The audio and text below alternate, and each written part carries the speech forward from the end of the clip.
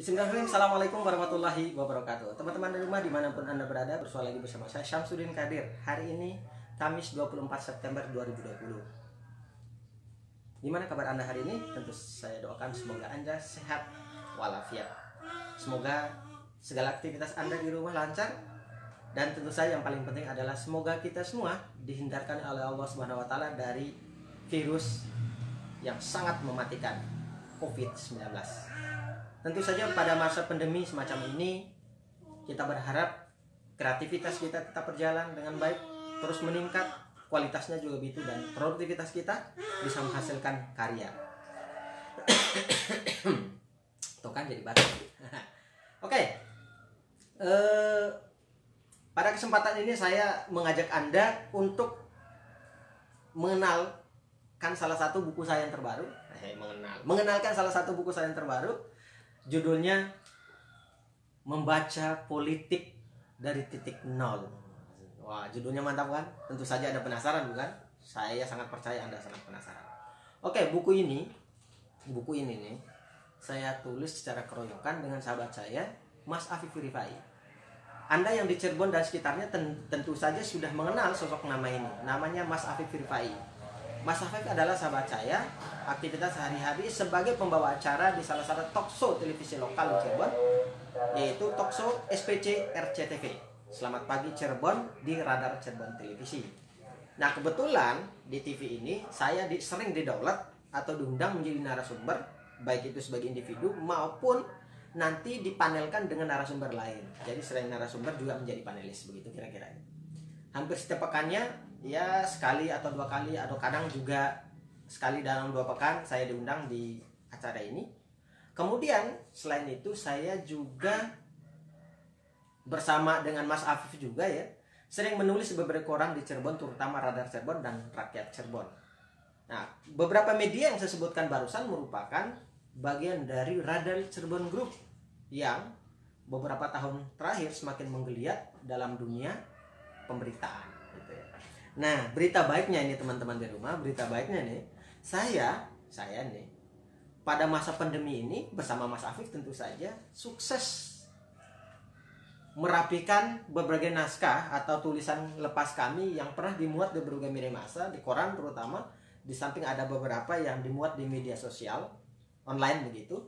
Yang tentu saja Anda tahu beberapa waktu terakhir media online sangat menjamur ya, bagikan jamur di musim hujan begitu, tumbuh dengan sangat luar biasa. Dan alhamdulillah sekarang antologi atau kumpulan dari tulisan saya dengan Mas Afif itu sekarang sudah menjadi buku. Untuk Mas Afif sendiri, buku ini, buku Membaca Politik dari Titik Nol ini, kalau tidak salah ini buku yang ke-5 dari Mas Afif ya. Sementara saya ini buku yang ke-28. Nah, luar biasa kan? Tapi teman-teman, berita baiknya ini, saya ini bukan penulis loh. Saya ulangi, saya ini bukan penulis. Jadi saya hanya menulis artikel. Dan profesi saya bukan penulis. Sama sekali bukan menulis begitu ya. Saya mengajar. Kemudian ya malah saya itu pedagang sebetulnya. Kadang pedagang baju, pedagang dan seterusnya. Di samping menemani anak dan istri di rumah. Jadi bagi saya menulis adalah panggilan jiwa, bukan profesi. Makanya saya menulis mengalir begitu saja. Nah, masih terkait dengan buku ini, tebal buku ini itu 328 halaman. Tebal kan? Ini kalau saya ukur nih hampir 3 cm teman-teman. Kalau Anda baca kayaknya, kalau Anda serius bacanya sehari bisa lah Anda beresinnya. Tapi pusing dua kepalanya gitu ya. Karena pembahasannya politik dari lokal, level kota Cirebon dan sekitarnya, Jawa Barat, nasional gitu ya. Dan ini ditulis ditulis tentu saja dalam bentuk artikel ya, tetapi kemudian kami kumpulkan menjadi sekitar 53 artikel yang ada di dalam ini. Tulisan saya di sini ada 41 artikel, tulisan Mas Afif ada 12 artikel. Dan itu kita tulis dari tahun 2000 berapa tuh? Tentu saja saya sama Mas Afif sudah banyak menulis, tapi khusus untuk buku ini yang bertema sosial politik. Adapun tema yang lain, tema budaya, tema pendidikan, tema kebijakan publik dan segala macam, itu ada buku khusus yang alhamdulillah juga sedang digarap ya, naskahnya sudah ada, cuman tinggal di penyesuaian diksi lah sama data dan beberapa beberapa poin yang memang ada tambahan dan ada pengurangan dan ada penyesuaian lah intinya. Nah sementara ini khusus untuk yang sosial politik. Anda penasaran dengan judul buku ini, Membaca Politik dari Titik Nol? Saya tidak perlu menjelaskan kepada Anda apa maksud dari judul ini, karena akan lebih baik bila kemudian nanti Anda hadir di acara bedah bukunya, dan semoga saja dalam waktu dekat ya, untuk Anda yang di Cirebon dan sekitarnya, insya Allah dalam waktu dekat juga buku ini akan diulas semoga saja di acara talkshow Selamat Pagi Cirebon di Radar Cirebon Televisi, atau mungkin juga dalam waktu dekat juga akan dibedah juga di warung kopi Wow yang berada di kompleks Geraha Pena Radar Cirebon yang berada di Jalan Perjuangan Kota Cirebon begitu. Tentu saja Anda yang di Cirebon sangat masyhur ya dengan tempat ini, apalagi Anda aktivis, penggiat gitu, penggiat politik, politisi, kemudian pejabat ya, tentu saja Anda sudah paham ya dengan dengan Radar Cirebon begitu. Nah, itu mungkin poin yang awal ya yang saya ingin sampaikan kepada Anda. Yang kedua saya ingin menyampaikan tidak terkait langsung dengan buku ini, tapi terkait dengan kreativitas. Jadi begini, saya sejak 15 Maret ya 2020, ketika masa COVID-19 menyebar kemana-mana, ketika itu saya pulang kampung di Manggarai Barat, Nusa Tenggara Timur, itu tanggal 21 sampai tanggal 26 Maret. Kemudian setelah itu saya sakit. Saya sakit itu tanggal 5 atau 4 atau 5 April, itu 4 atau 5 hari menjelang anak saya yang baru lahir begitu ya, Aisyah Humairah itu lahir tanggal 9 April. Nah, 4 hari sebelum itu saya kayak dalam kondisi yang melemah, tiba-tiba kayak mau mati begitu kira-kira begitu. Tapi anehnya yang ada terlintas dalam pikiran saya ketika itu adalah ada dua. Yang pertama adalah membaca surat Al-Kahfi dan surat Al-Muluk yang dibisikkan, nggak tahu itu, pokoknya Anda harus membaca Al-Kahfi sama Al-Muluk sama Al-Waqiah ketika itu. Kemudian saya baca terus itu. Akhirnya kemudian saya sembuh gitu. Saya datang ke rumah sakit, ditolak oleh rumah sakit, oleh 4 rumah sakit bahkan, oleh puskesmas 2 yang nolak. Rumah sakit ada 3. Kemudian rumah sakit yang keempat baru diterima untuk diperiksa. Ternyata saya kelelahan, teman-teman. Kenapa saya kelelahan? Biar Anda tahu, saya kelelahan karena merapikan naskah-naskah buku saya. Ada 5 naskah buku yang saya fokuskan ketika itu. Pertama adalah Melahirkan Generasi Unggul yang Anda sudah membacanya di rumah, yang itu juga kumpulan atau antologi tulisan saya yang ada di media massa yang sudah dimuat, tebalnya 230 halaman. Kemudian yang kedua adalah buku saya seputar pendidikan juga, antologi tulisan opini saya di koran juga, judulnya Pendidikan untuk Bangsa. Dan berita baiknya untuk generasi unggul tadi itu, Melahirkan Generasi Unggul, itu saya tulis bersama dengan istri saya. Sementara untuk buku Pendidikan untuk Bangsa itu saya tulis bersama 4 orang. Saya, istri saya, kemudian adik-adik saya, adik ipar saya di Manggarai Barat. Mereka adalah tenaga pengajar di sekolah SMA di kampung halaman di Labuan Bajo, Manggarai Barat. Kemudian kita menulis secara keroyokan. Itu juga artikel. Nah, yang ketiga kemudian saya merapikan ini. Alhamdulillahnya yang mengeditori buku-buku itu adalah saya secara langsung, karena memang itu kumpulan tulisan. Kemudian saya merapikan, membaca ulang, menyesuaikan diksi dan segala macam lah, sehingga kemudian layak terbit.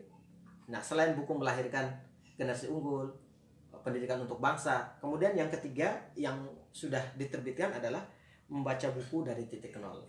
Nah, beberapa buku yang saya bereskan dari bulan Maret, April, Mei, Juni, Juli, Agustus, dan sekarang September itu sebetulnya sudah ada di laptop saya. Misalnya naskah yang sudah kita bereskan dari bulan Maret sampai sekarang juga adalah merapikan kembali naskah yang sudah lama sebetulnya, tapi kita mengulangi pembahasannya, datanya dan segala macamnya, yaitu buku Saatnya Menjemput Jodoh. Tentu ada penasaran yang masih jomblo. Saya kira Anda penasaran dengan buku ini. Nah, kemudian buku yang yang kelima ya, untuk masa pandemi aja ya, khususnya masa pandemi, yaitu buku Literasi Politik. Literasi Politik ini sama judulnya dengan buku yang ditulis oleh Kang Gunggun ya, Herianto di Jakarta, tapi kontennya berbeda. Karena saya untuk literasi politik yang saya bahas dalam naskah buku yang saya maksud adalah yaitu membaca dinamika politik di Manggarai Barat, Nusa Tenggara Timur. Saya kebetulan dari sejak awal November 2019 sampai detik ini mencoba untuk membaca hiruk pikuk dan dinamika politik di Manggarai Barat secara khusus.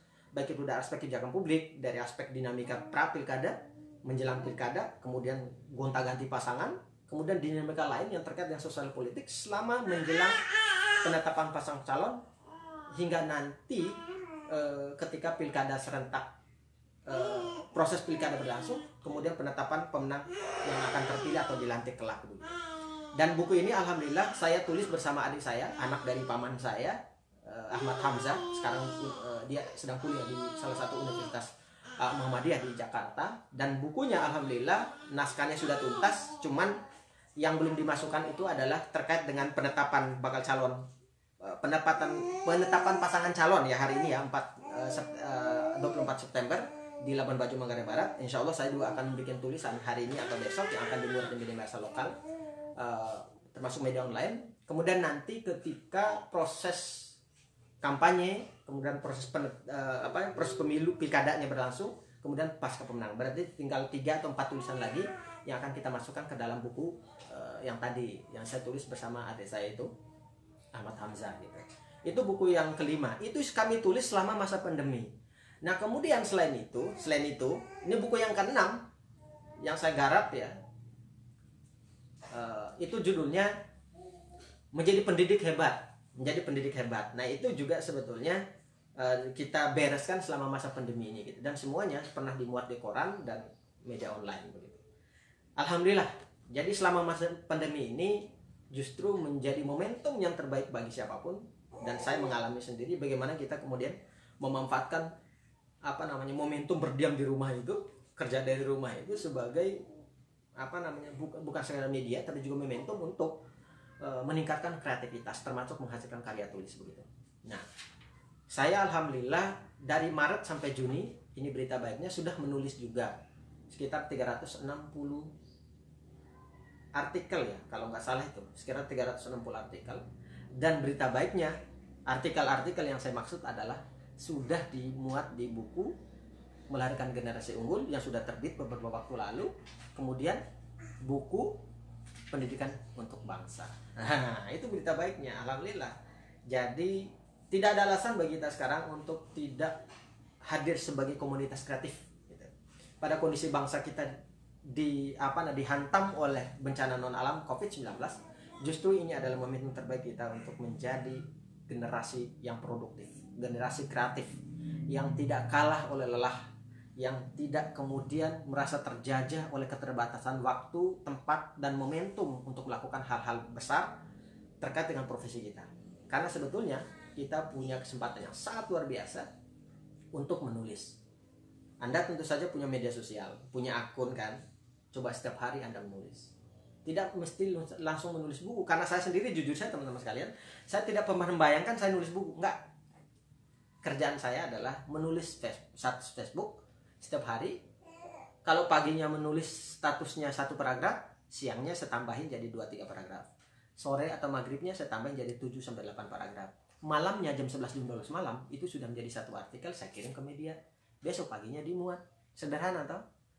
Jadi dari huruf, kata, kalimat, paragraf, artikel jadi buku. Bayangkan, hanya 6 langkah. Hanya 6 langkah. Huruf, kata, kalimat, paragraf, artikel, buku. Sederhana kan? Jadi saya tidak pernah menulis buku. Yang saya tulis adalah merawat dan merakit atau menenun abjad menjadi kata. Nah, sederhana. Jadi kalau misalnya bilang, oh sombong banget itu orang nulis puluhan buku, enak banget ya, kayak gimana sih otaknya? Enggak, Anda terlalu besar. Nah, padahal saya cuma punya kosakata, saya punya abjad, hanya dikumpulkan begitu saja. Ini bukan masalah pengetahuan yang begitu wah, enggak. Ini masalah kreativitas, ini masalah keterampilan, kemampuan untuk memanfaatkan kesempatan untuk merangkai kata, untuk mencoba memperluas wawasan kita dengan banyak berinteraksi dengan sumber ilmu pengetahuan, banyak baca. Nah, saya ingatkan kepada Anda kenapa kemudian saya alhamdulillah sampai detik ini sudah menulis ini buku yang ini nih. Ini buku yang ke-28 saya. Nah, dan buku saya alhamdulillah tebalnya di atas 200 rata-rata. Cuman satu yang tebalnya di bawah 200 halaman, yaitu buku Pendidikan Mencerah dan Mencerdaskan Bangsa. Itu buku yang saya tulis tahun 2018 lalu. Itu kumpulan tulisan di koran lokal di Cirebon, Jawa Barat. Nah, sementara yang lainnya di atas 200 halaman. Nah, ini yang ke-28. Nah, teman-teman sekalian, mungkin itu sekedar informasi awal ya. Nah, untuk lebih jelasnya nanti. Oke, demikian teman-teman sekalian. Mau atas segala kesalahan kurangan, ini saya ucapkan selamat membeli.